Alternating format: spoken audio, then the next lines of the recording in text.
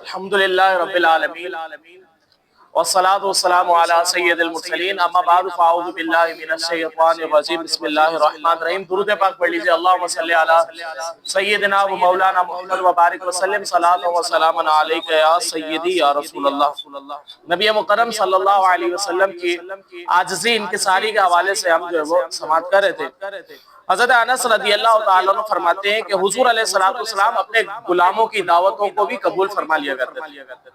جو کی روٹی پرانی چربی کی دعوت دی جاتی تو حضور علیہ السلام اس دعوت کو بھی جو آپ قبول فرما لیا کرتے۔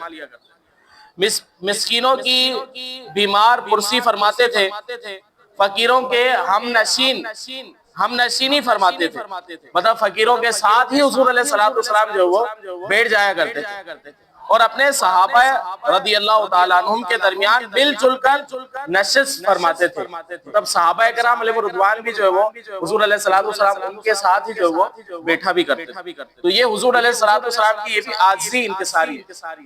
حضرت ابو سعید خدری رضی اللہ تعالیٰ عنہ بیان فرماتے ہیں حضور علیہ السلام اپنے گھریلو کام کاج خود اپنے دست مبارک سے کیا کرتے تھے، اپنے خادموں کے ساتھ بیٹھ کر کھانا تناول فرمایا کرتے تھے اور گھر کے کاموں میں اپنے خادموں کی مدد بھی فرمایا کرتے تھے۔ ایک شخص بارگاہ رسالت میں حاضر ہوا تو جلالت نبوت کی ہیبت ایک دم وہ اس پر جو وہ ہیبت طاری ہو گئی، ایک دم وہ خائف یعنی خوف زدہ ہو کر جو وہ کانپنے لگا۔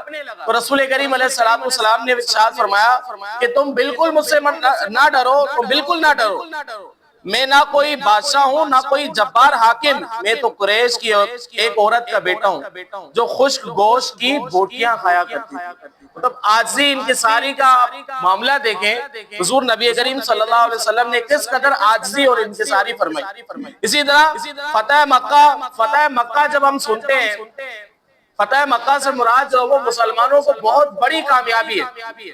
یہ اتنی بڑی کامیابی ہے جیسے آج کے زمانے میں تو یہ اس طرح کا ہے کہ پاکستان نے جو ہے نا امریکہ کو فتح کر لی، جیسے پاکستان کے لیے امریکہ کو فتح کرنا ہے ناممکن سا تھا، ناممکن سا ہے، اسی انداز سے فتح مکہ ہونا یہ ایک ناممکن تھا، لیکن اللہ تبارک و تعالیٰ نے اس کو ممکن کر کے دکھایا۔ مسلمانوں کو جو ہے وہ فتح مکہ نصیب ہوا، تو فتح مکہ جب ہوا تو پھر معاملہ کیا ہوا؟ فتح مکہ کے دن جب فاتحانہ شان کے ساتھ آپ صلی اللہ علیہ وسلم اپنے لشکر کے ہجوموں میں شہر مکہ کے اندر داخل